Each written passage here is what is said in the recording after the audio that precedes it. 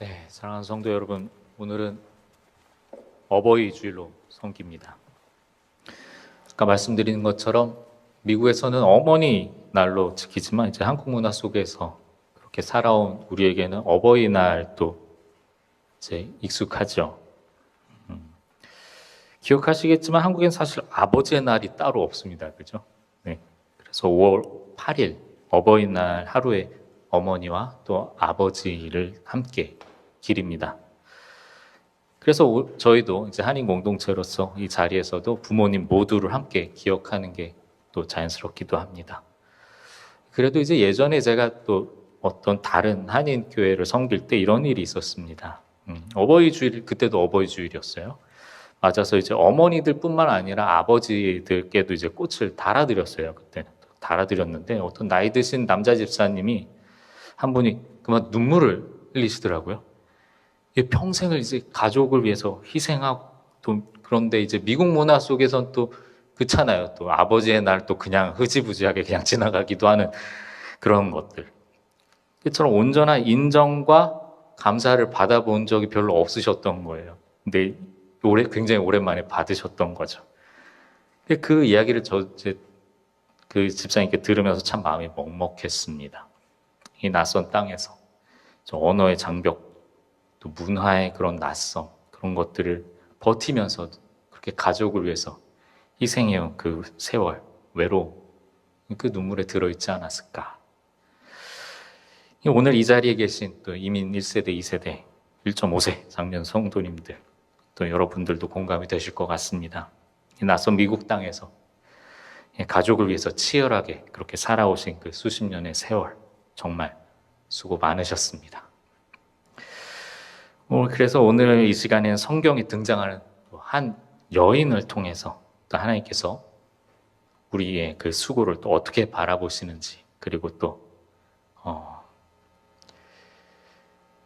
이제 우리를 어디로 부르고 계신지를 함께 또 나눠보고자 합니다. 오늘 읽으신 본문 사도행전 9장의 36절 함께 보겠습니다. 욥바에 다비다라 하는 여제자가 있으니 그 이름을 번역하면 도르가라. 선행과 구제하는 일이 심히 많더니. 굉장히 짧은 구절이에요. 그죠? 근데 이 짧은 구절 하나에 대단히 중요한 내용이 담겨 있다고 합니다. 이 이름부터 보실게요. 이름이 두 개나 나오죠. 다비다 그리고 도르가. 아람어로는 다비다 그리고 헬라어로 도르가, 돌카스. 이 이름 모두가 영양, 가젤을 뜻한다고 합니다. 이 문맥에서 이 두 언어로 이름이 같이 이렇게 돼 있는 거는 이 여인이 유대인 공동체와 또 헬라어를 쓰는 이방인 공동체 둘 다 양쪽에서 모두 알려져 있다라는 뜻이라고 합니다. 이 이름 하나가 두 언어로 전해진 만큼 영향력이 넓고 깊었다는 거죠. 그렇게 성경이 조용히 증언하고 있습니다. 근데 또 중요한 게 있습니다. 바로 여제자라는 단어입니다. 이 신약 성경 통틀어서요, 이 여성에게 제자, 마테트리아라는 공식적인 단어가 사용된 곳은 이 사도행전 9장 36절 한 번뿐이라는 겁니다. 아시다시피 성경의 이 사회적 배경이 어떻습니까? 기본적으로 가부장주의 사회입니다. 오병이어에 대한 증언을 할 때도 여자와 어린이는 제외하고 5,000명이라고 기록되어 있죠. 그죠?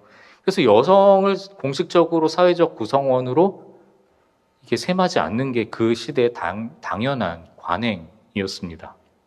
근데 이 성령이 역사하시는 초대교회 이야기, 이 사도행전에서는 바로 이 여인을 주저없이 제자라고 한다는 거죠. 이 무게를 한번 느껴보십시오. 생각을 해보세요. 마태, 마가, 누가, 요한. 이 사복음서를 읽어봐도 분명히 중요한 여인들은 나오는데, 그죠? 마리아, 생각나시죠? 어머니 마리아, 막달라 마리아, 굉장히 유명합니다. 그리고 그 외에도 예수님을 따르고 섬겼던 여인들, 십자가 끝까지 갔다고 기록까지 합니다. 그런데 그 누구에도 성경은 제자라고 칭호를 붙이지 않습니다. 이 단어는 이 욥바라는 항구 도시에 있던 이 한 여인에게 처음으로 그리고 마지막으로 쓰였습니다. 왜 하필 다비드일까요? 이 성경 이유를 길게 또 설명하지도 않아요. 본문 36절 끝절에 이렇게 조용히 한마디를 더 붙입니다. 선행과 구제를 하는 일이 심히 많더니. 이게 다예요. 그녀의 삶에 그녀의 수고가 그녀를 제자로 만들었다라는 것이죠. 그렇기 때문에 다비드가 단순히 교회를 열심히 다니고 착하고 그렇기만 한 여인이 아니었다라는 거죠. 예수 그리스도를 따르는 제자였다는 것입니다. 그것도 공식적으로 성경이 인정한, 그리고 또 신약 성경 전체에서 유일한 그런 여제자였습니다.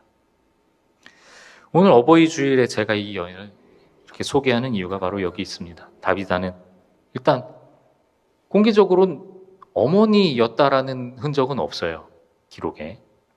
어디에도 자녀가 있는지, 어떤 집안 출신인지, 남편이 있었는지 모릅니다. 단 두 가지.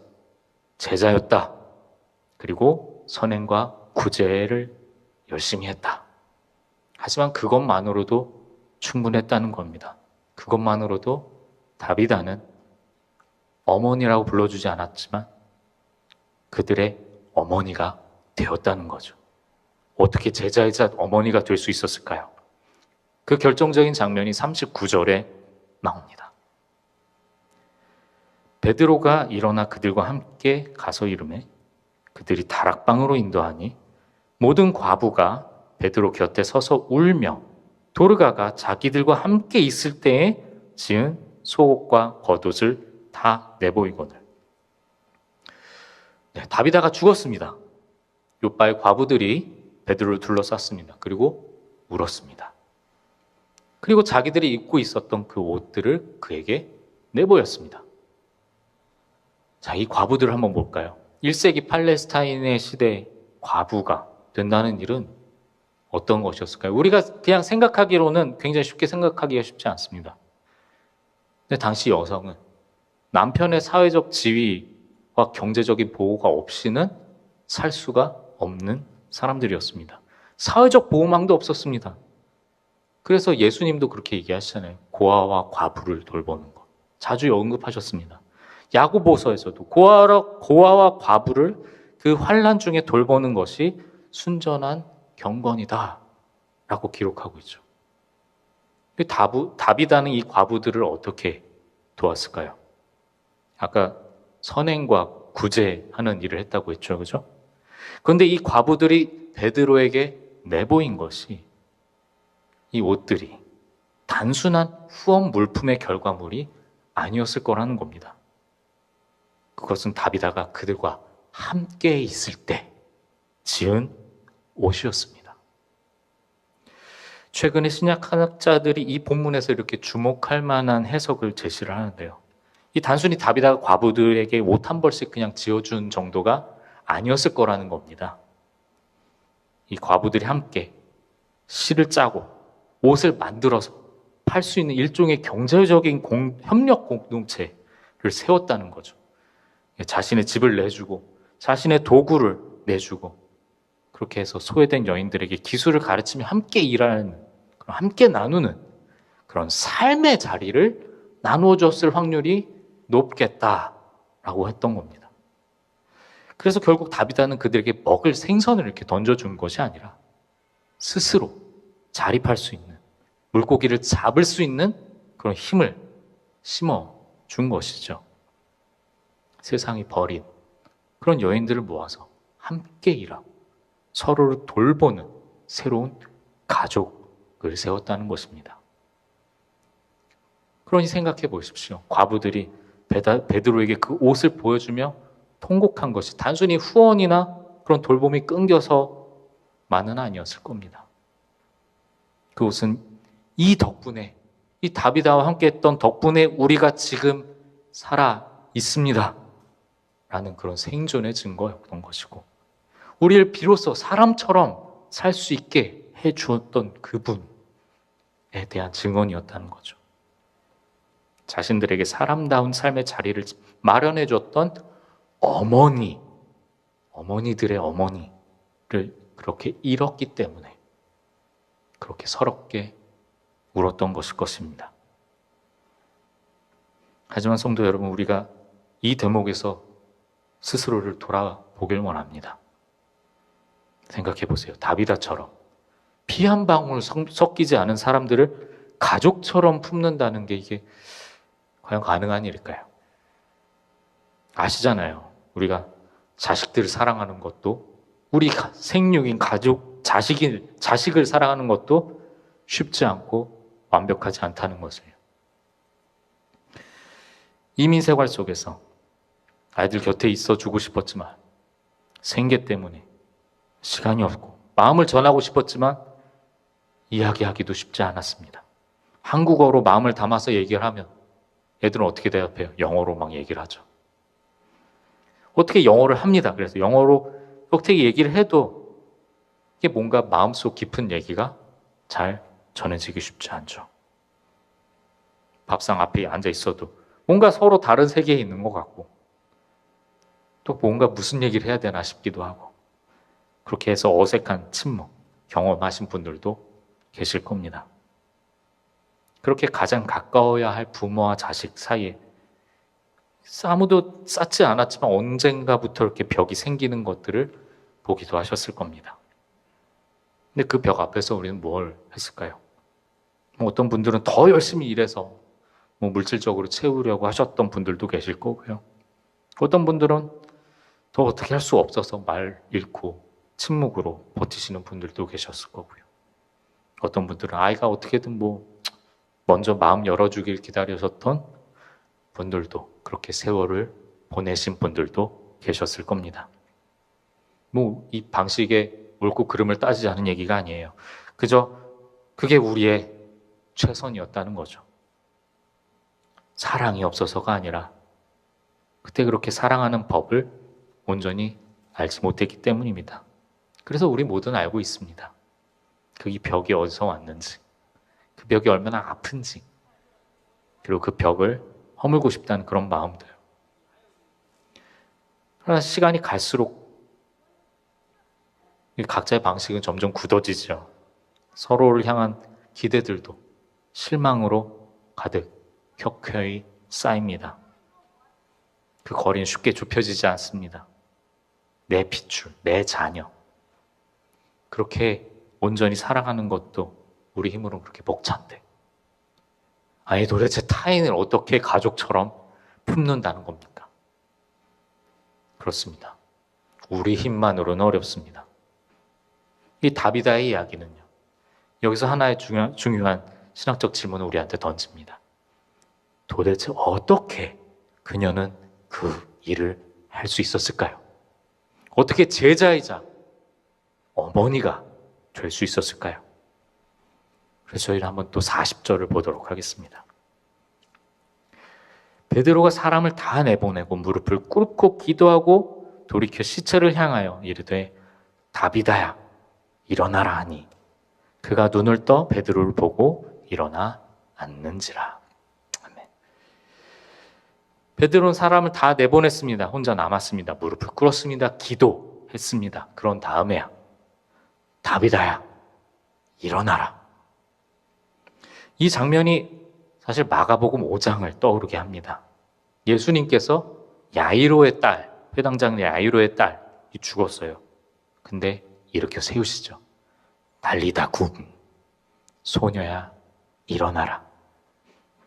아람어로 달리다는 소녀라는 뜻입니다. 근데 이 말이 좀 비슷한 말이 있죠? 다비다, 달리다. 예, 아람어로 달리다는 소녀, 다비다는 영향입니다. 누가는 이 사도행전을 기록한 누가는 이 병행을 통해서 조용한 메시지를 전하고 있습니다. 베드로가 한 일이 바로 예수님의 일을 연장해서 했다라고 전하는 것이죠. 사람을 살리는 능력은 베드로 안에 있던 것이 아니라 그가 무릎 꿇고 간구했던 예수 그리스도께 있었다는 말입니다.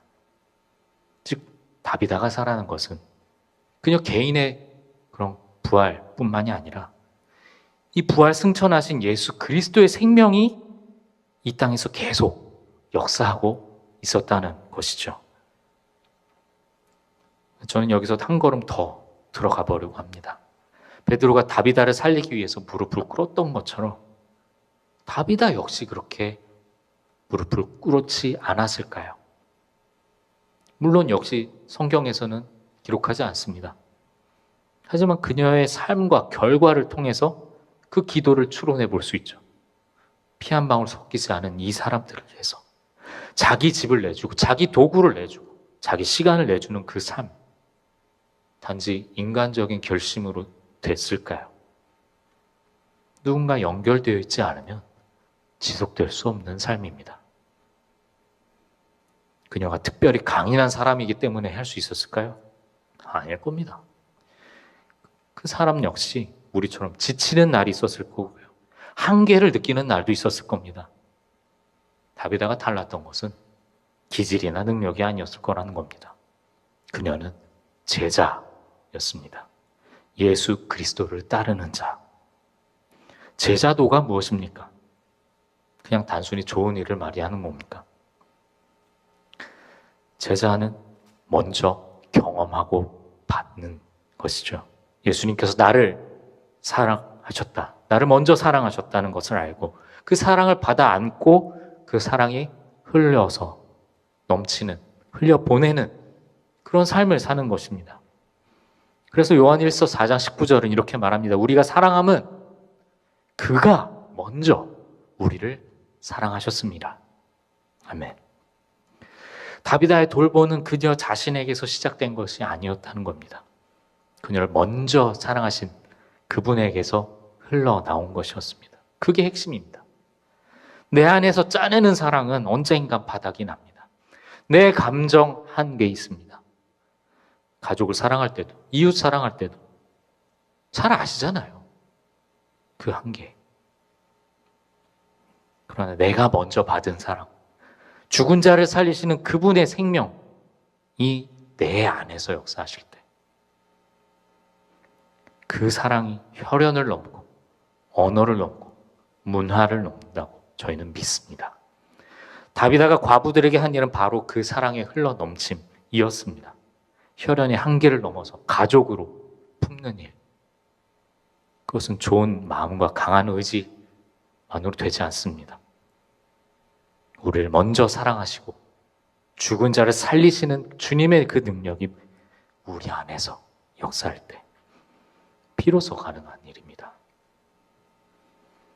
그렇게 사랑하는 성도 여러분, 가족을 먹이기 위해서 밤을 새운 날들도 있으셨을 겁니다. 자녀를 학교에 보내기 위해서 자존심을 접은 날도 있으셨을 거고요. 이 낯선 땅에서 아무도 몰라주는 자리에서 그렇게 홀로 버텨낸 날들도 있으셨을 겁니다.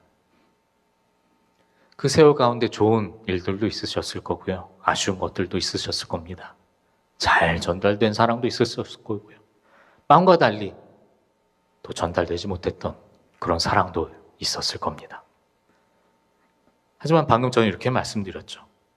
주님의 능력이 우리 안에서 역사할 때 비로소 혈연을 넘어서 그렇게 사랑이 가능하다고요.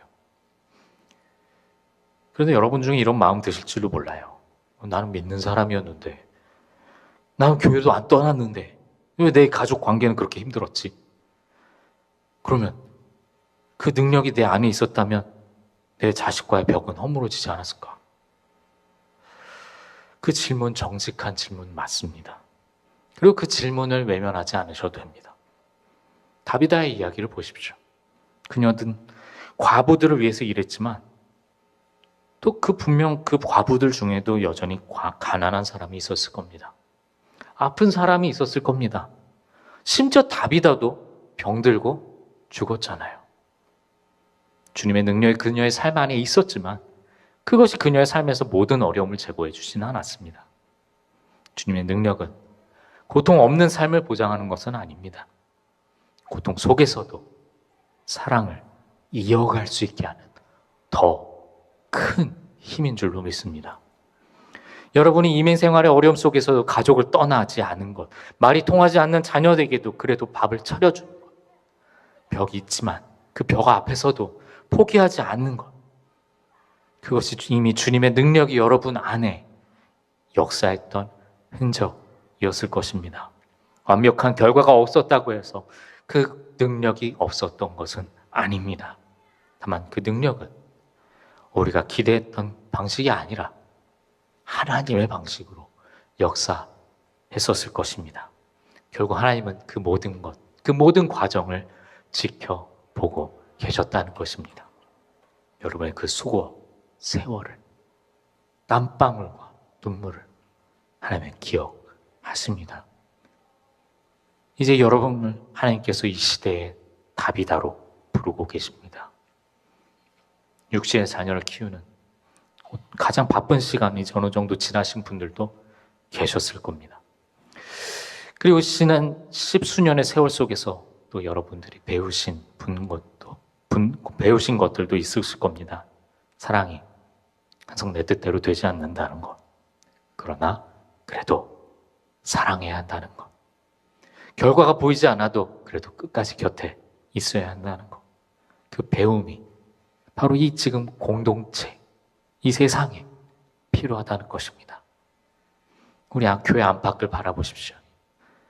이민 생활의 막막함 가운데 있는 가족들, 삶의 방향을 찾아가는 청년들, 그 누군가 따뜻한 한마디, 영적 돌봄의 자리가 절실히 필요한데, 그 현대의 고아와 과부와 같은 영혼들이 있다는 것입니다.